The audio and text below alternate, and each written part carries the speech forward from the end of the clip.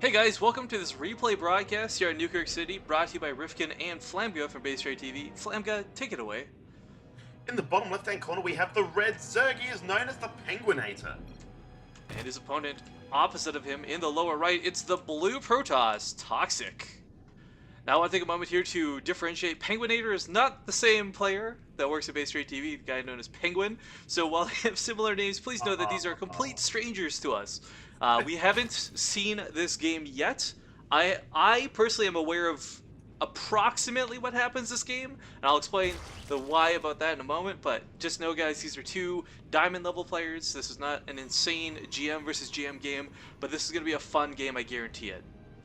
Now, to explain what I was talking about real quick, before I know I'm rambling on here, Flamgo, my apologies.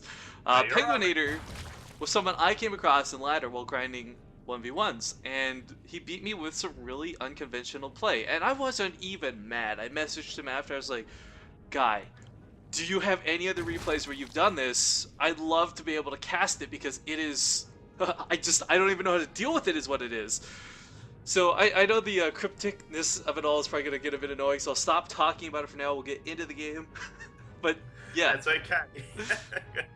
But that's even better, because Diamond v Diamond, or even Master v Master, you get some of the most hilarious play ever, because it's sort of unrefined, and it sort of leads to these awkward situations where you just can't deal with it, because it's either it's off by 10 seconds, and being off by 10 seconds, you're like, well, I haven't seen it yet, so it mustn't be coming. Move out, oh, he's in my base killing me now. It's just these really retarded situations you can get yourself in, and that's why I reckon these make the most amusing games to cast. Well, yeah, I find Heart of the Storm pretty beautiful right now, too, as far as the actual game goes. It's still new. Even the best players still don't have refined strategies of what they're doing. I mean, quite frankly, maybe, I doubt it, but maybe a Platinum player's discovered the one beat-all strategy, the new Forge Fast Expand, if you will, because they're more willing to experiment than some of the Grandmaster players. Like, they're so set in their ways, like, okay, I gotta do this one strategy, work to Wings of Liberty, keep doing it here for Heart of the Swarm, and that's not the case anymore. Oh no. There's been all sorts happening on ladder, but I think the most common thing I've been seeing has been a lot of Wings of Liberty. If it hasn't been Wings of Liberty strategy, it has been the most weird and retarded things I've ever seen. So, since I've been told this is meant to be really weird, I'm just only hoping for what we're going to see right now. Well, again, I don't know that this is going to happen the same way that it happened to myself, but I'm hoping. I'm hoping, Flame Guy, because I got this replay last night and it killed me not wanting to peek into this, because I hate doing replays like once you've already watched them. It spoils the surprise. There's no more like actual anticipation.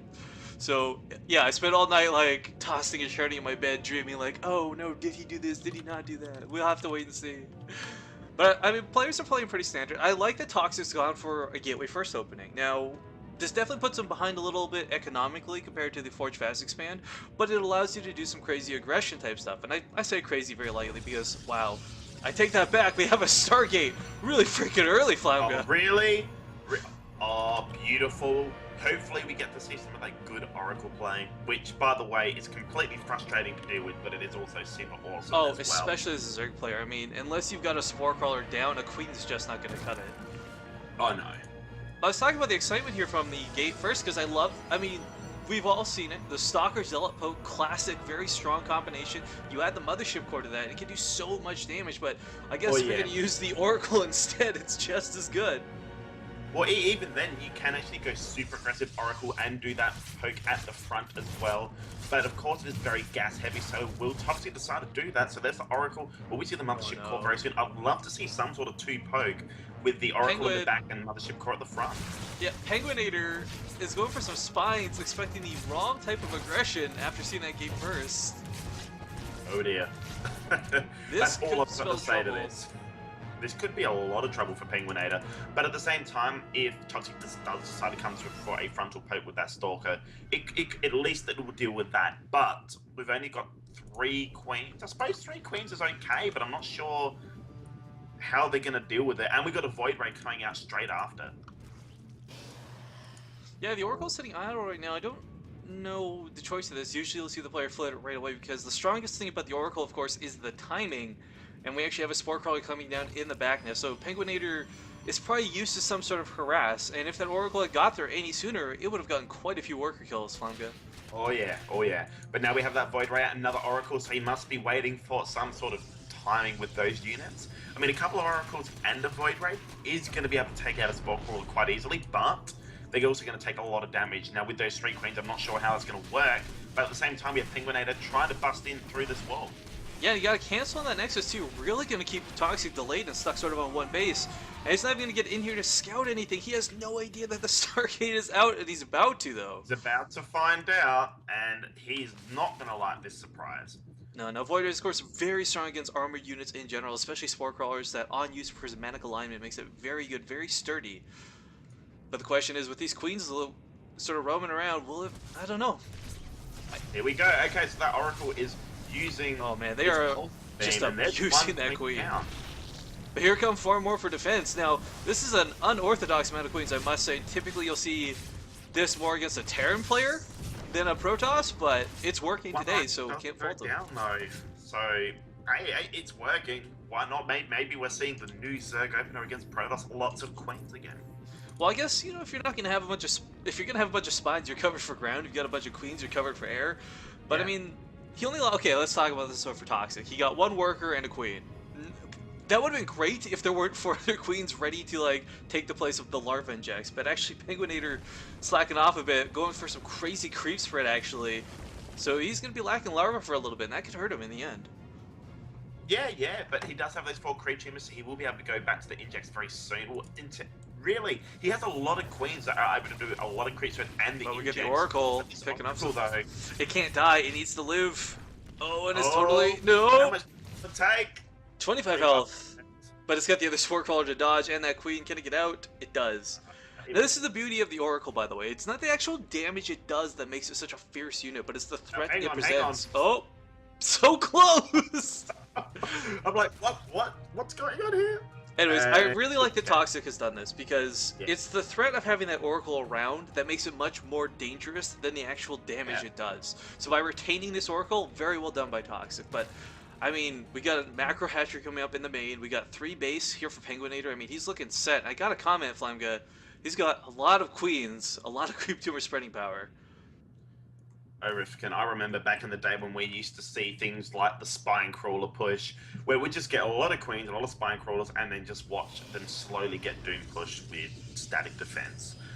I do remember Destiny did this on ladder. He did it quite a lot to Diamond and Master players and would come out on top just because he was macroing very, very well. But I'd love to see some sort of new strategy with that and add some of the new units, and maybe like Vipers dragging units into the Spine Crawler pit. Well, we've got him progressing with actual tech. We see the Infestation pick coming, double Evo Chambers and Aspire. So, I mean, he's ready to go towards that late game. The question is that going to be just simply for the Ling Muta composition that is so popular right now, or are we going to see some late game Broodlord Corruptors? Well, after that Oracle just I got annihilated. I was just like, wow. This is actually really cool. We're seeing an Infestation pit and Spire. I'd like to see Swarm Hosts with Mutalisk. Swarm Hosts at constantly pounding the front, with Mutalisk being able to harass the back, so that way there's constant pressure from 2 sources. And I mean, look, Swarm Hosts, you don't have to micro. I gotta cut you off there, Flamga. We got a large Protoss force coming across the field, and supply-wise, I mean, most of Penguinator's army is in Queens. He does not have much supply to deal with this. He's gonna heavily have to rely on these Spine Crawlers and the Spore Crawler. Well, by the looks of it, they're sort of in the wrong position now. If Toxic goes for the natural base, this is going to work out really well for him. But if he goes for this third, well, there are 3 Spine Crawlers there. Actually, 4 Spine Crawlers there, which is going to help out. And how many Queens is this at this point? 10 Queens currently on the field. Force field's coming down, but here comes some transfuses. Now, look at these transfuses. They're actually working out so well for him, but the energy is starting to dwindle. Yeah, I mean, the thing is, those force fields... the Queens did some tanking for the Spore Crawlers, but the Force Fields effectively did the same job, and now Penguinator's forced to deal with this army that's just saying, alright, I'll take the lesser amount over here. But there's no more Sentry Force Fields left. They can't force with the Queens out of that base. The Void Rays are going to do a bit of damage. But we don't have anything on the field right now, just Queens. This could be over very quickly, and this might just be a big disappointment of a replay. I'm hoping not, because this is... after this build-up, I've been told it's going to be a bit disappointing, but the queens are still Well, spawning. now we finally have 11 Mutalisks on the way. You just hold off a little bit longer. These Void Rays are going to do a ton of damage, but you know what? There's not a lot of anti-air here. 2 Sentries and the Void Rays. 1 Stalker. These Mutalisks will clean this up, but he will at what cost? Because there goes the Infestation Pit. The Spire will most likely follow. Mutalisks are only just now popping. So they're going to go straight for those Void Ray Sentries and Stalker. They're going to go down, and these Mutalisks are going to be reigning supreme for quite a while. Can he get the Spire though? No, lots of transfuses going down on it. Penguinator does not want to lose that crucial structure right now. And His transfuses have been really good. yeah, and plentiful too, no less. Yes. Well, I like this. Okay, so Toxics, these Mutalisks are going to be on the field. Let's get some High Templar. Let's get Storm going, some Phoenix production as well. As we all know, Phoenixes are absolutely glorious when it comes to dealing with Mutalisks. Well, Phoenixes are really good against anything in the air. Once you get that +2 range as well, they're just so strong because they're out of range of just about every air unit. So even though you're not doing much damage as long as you're micro, fantastic units. Yeah, it's a little sad though. I mean, like, we don't have to see people go for them. I mean, but hang on, I bite my tongue as we have the Mutalisks coming in here with only 1 Phoenix to defend, and these probes, Flanka, they're not long for this world. That's all you can say is om nom nom. Okay, so 2 Phoenix are out. Actually, he hasn't killed that many. They're all very low from the ricochets, but a lot of them actually haven't died yet. Phoenixes were cleaned up, but I mean, worker kills relatively low. Not too bad. We got Archons morphed in now as well. These Mutalisks cannot take this fight. Yeah, now they have to go home. But we did see the mothership core, and it did go away just as fast. So we have seen it. We've seen, I think, our first HOTS unit so far. Oh no, it's Oracle. I was like, oh, that'll be our first HOTS. I was gonna say Oracle's like the first unit. Oracle came out like what? Hang on, like okay. 10 minutes ago, and you forgot about it already. I'm like, oh dear. Penguinator lost so many Mutalisks for that flying wheel. I can't say that was worth it. Looking at the end of the result, there are only 10 workers killed. I mean, that's not enough. No, it's really not. Now we have continued queen production here. Penguinator very much a favor of queens, and I guess it's about that spoiler time. So yeah, I lost to Mass Queen on ladder to this guy, and I was like, you gotta tell me, like, was this a one-time thing, or are you able to pull this off for other people? Just, oh, I do it all the time. It's not a problem. Mass Queen's really good, but it's really vulnerable early on, as we just saw. It just was really, really good and lucky that Penguinator just managed to get his Mutalisk out in time. Let's just say he didn't get the Spire went down before the Mutalisk popped and he started getting in the mineral line. Then Penguinator would be in a world of hurt. So it's very time-based, and it's very lucky that Toxic struck later as he did. Yeah. Now, we have a couple Broodlords, but really, overall, looking at the army once more, there's not a lot on the field for Penguinator. He's mostly got Queens as his army. 1 Broodlord, 5 Corruptors, 4 Mutalisks. I mean, this was not an army to contend with. We've got Storms, we've got Archons, we've got a ton of Zealots. I mean, this is going to be so difficult to break. If he can even break it. I mean, this is... I don't know. This is not looking too good for Penguinator. No, it isn't, but if he can hold out long enough to get the remainder of those Broodlords out, he's going to be able to hold just fine. He's going to have lots of transfuses to keep the Broodlords alive, has Mutalisks and Corruptors for the anti-air, and the Queens have a massive range, remember. So this could work out either really well for him, or really badly. Now, the Broodlords are out, but they're going to be completely safe, and Toxic's army, well... Feedback's going down immediately. I like that choice. Going to drain the Queens of energy, but there's just so many of them. Not to mention the Broodlords, the Phoenixes, the Corruptors. Nothing is taking damage because of these transfuses. I mean, feedbacks are going off. That's great, but that's the only damage going out right now. And that's being healed up immediately. There's just too many. You'd need a lot of High Templar to feedback that many Queens. Yeah, so and those Archons... You consider there's not a lot of actual damage here. 4 Broodlords and a couple of Queens took out those Archons so quickly. Yeah. It's hard to believe, but that just happened. I love watching Broodlings bug out as they fly. Well, Phoenix, yeah, you can just go home now because they are completely useless against us now. There's just too much anti-air here. It's going to be down to this ground army, but they're not going to be able to get in with the amount of Broodlords there are on the field. A ton more feedbacks going off, but there's just so many Queens here. There's those meaty shields, if nothing else. I mean, Queens have a ton of health. 175, even if no heals are going off, that's a lot of damage that they can soak. Meanwhile, Corruptor's played the last few Phoenixes, and Toxic asking exactly what I asked. Tempest. Yeah, so in a big discussion with Penguinator, he was saying the only thing he really can't keep up with is when you start one-shotting units. When Tempests start, you got about 3 of them to start one-shotting a Broodlord, there's no way you can actually transfuse that damage. Yeah. Whereas Void Ray, Stalkers, High Templar, that's all, it's not burst damage, it's consistent damage. So you can heal through that, which is so weird to say and think about, because that's just not how this game has been built around. Oh yeah. But also this army is very immobile. You could also go for something, let's just say you do some warp and just around the zealots on his side of the map and just walk them in. But look at all the spine crawlers. How, I mean, there's just no way to break through those. Actually, no, I didn't see that many. Okay, you might need like about 30 zealots. Exactly. So like I said, this is a weird new strategy. I don't think this will be breaking to the Grandmaster circuit anytime soon, but it's really cool, it's unorthodox, and I love that Heart of the Swarm has inspired people to just do crazy things.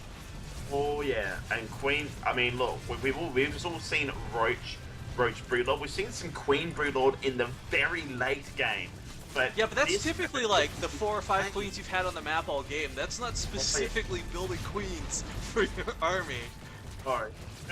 Like this is just, to coin your phrase, this is retarded when it comes to strategy, but it works amazingly too, I must say. Oh yeah.